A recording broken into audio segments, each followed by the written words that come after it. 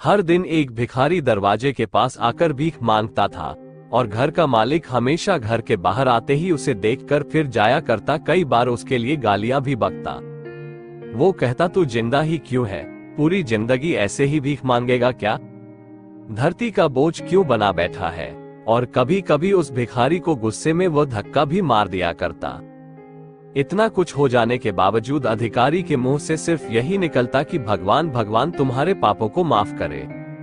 एक बार सेठ को धंधे में बड़ा नुकसान होने की खबर मिली। सेठ बहुत परेशान था कि तभी उसके दरवाजे पर वही भिखारी आया।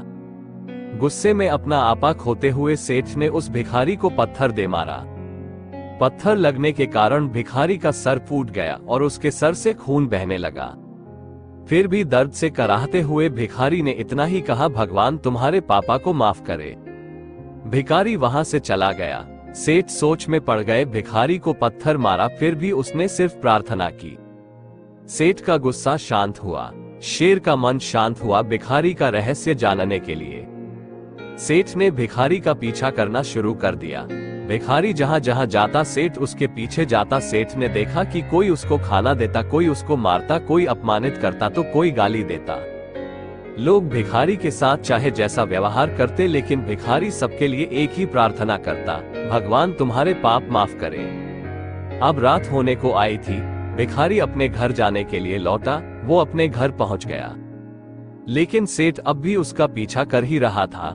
एक पुरानी टूटी हुई खटिया पर एक बूढ़ी औरत लेटी हुई थी, काफी कमजोर और बीमार लग रही थी। वह भिखारी की पत्नी थी।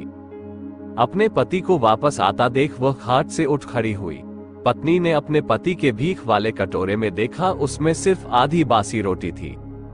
उसे देखकर वो बोली, आज बस इतना ही मिला, और हाँ, आपके सिर से खून निकल रहा है, ये चोट कैसे लगी? बूढ़ा भिखारी बोला, आज बस इतना ही मिला, किसी ने कुछ दिया ही नहीं। सब ने गालियां दी और एक नए पत्थर भी फेंकना, इसीलिए मेरा सर फट गया। एक गहरी ठंडी सांस लेकर बूढ़ा भिखारी फिर से बोला, यह मेरे ही पापों का फल है। तुम्हें याद है कुछ सालों पहले हम कितने अमीर थे? क्या कुछ नहीं था हमारे पास?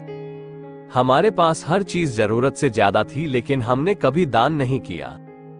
और उससे भी बुरा हमने उस अंधे भिखारी के साथ किया जो हमारे द्वार पर भीख मांगने आया करता था। बूढ़ी पत्नी की आंखों में आंसू आ गए। वो बोली, हाँ, हम उस बेचारे अंधे के साथ बहुत बुरा करते थे।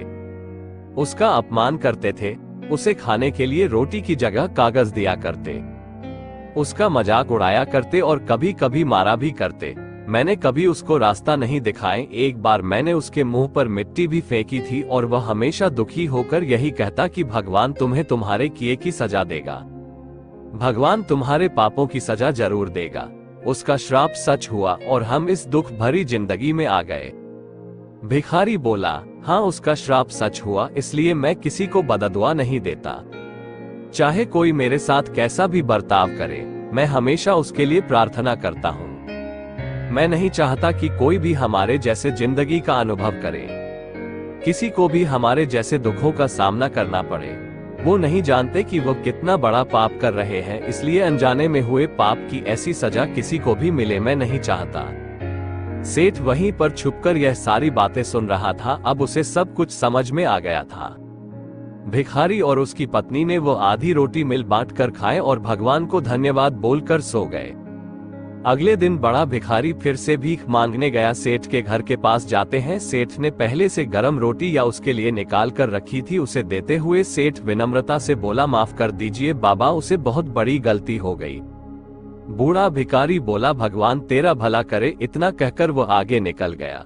इस कहानी से जो सीख लेने लायक है वो बड़ी ही सिंपल है कि आदमी चाहे किसी के बारे में बुरा कहे या भला करे, लेकिन भगवान सिर्फ कर्म के हिसाब से उसको फल देता है। क्या हुआ अगर भगवान नहीं दिखता है? लेकिन ये बात बिल्कुल सच है, उसके खाते में सबका हिसाब बहुत बहुत पक्का होता है।